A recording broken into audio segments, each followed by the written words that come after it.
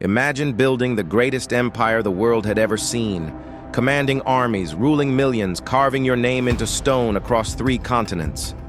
Now imagine being erased, not executed, not exiled, erased.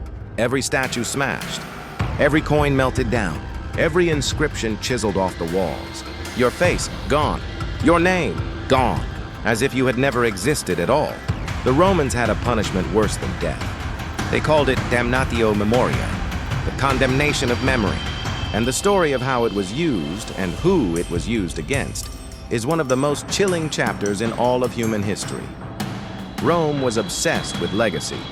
To a Roman, there was nothing more sacred than your name living on after death, inscribed in marble, minted on coins, whispered by your descendants at the family altar. The Romans believed the dead could only truly rest if the living remembered them.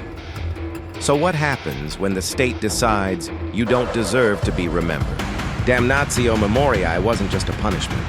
It was a calculated act of historical violence, an attempt to reach back through time and unmake a person entirely. The Senate would pass the decree, and then the erasure would begin. The process was methodical, terrifyingly methodical. First, the statues. Roman emperors were everywhere, in temples, in forums, in private homes. Every one of them had to be found and destroyed. Faces were chiseled off reliefs, bronze busts were melted, marble heads were smashed. Then the coins, millions of them circulating across the empire. Coins stamped with the condemned emperor's face were recalled, sometimes defaced, sometimes melted, though many survived simply because the empire was too vast to collect them all. Then the inscriptions. Every public building dedicated in the condemned emperor's name. Every milestone, every monument. The letters were chiseled out, and you can still see the scars in the stone today.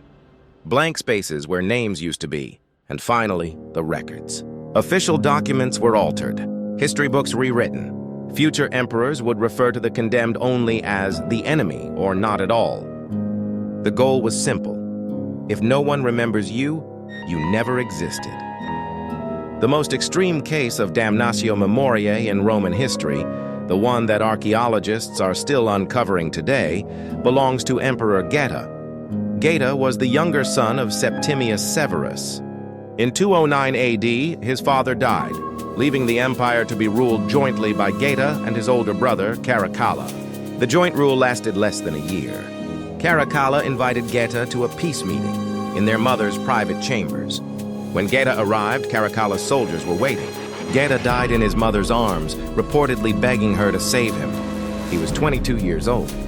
Within hours, Caracalla stood before the Senate and declared his brother a public enemy. The damnatio was immediate and total. 20,000 of Geta's supporters were executed. His portraits, and there had been hundreds, were systematically destroyed across the empire.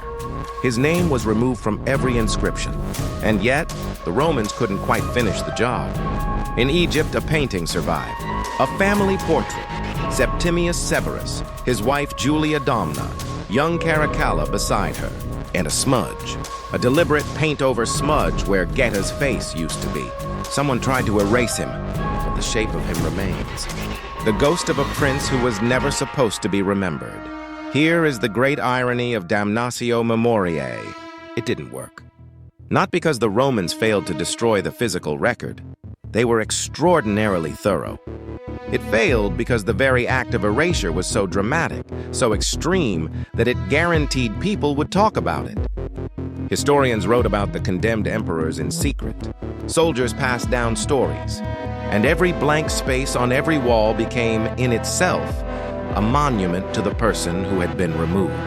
Archaeologists today use those blank spaces as roadmaps. Find a chiseled-out inscription? You've probably found evidence of a condemned emperor. The Romans wanted to unmake history. Instead, they created a puzzle that would fascinate scholars for 2,000 years. There were others too. Domitian declared enemy of Rome after his assassination. Commodus, whose name was scratched from the Colosseum's dedication stone. Elagabalus, teenage emperor whose reign was so bizarre that the Senate voted to pretend it had never happened. Each erasure a story, each blank space a secret. History is not written by the victors alone. It is edited by them. Every archive has its absences. Every official record has the things it chose not to say. And every blank space, on a Roman wall, in a medieval chronicle, in a government document, is itself a kind of information.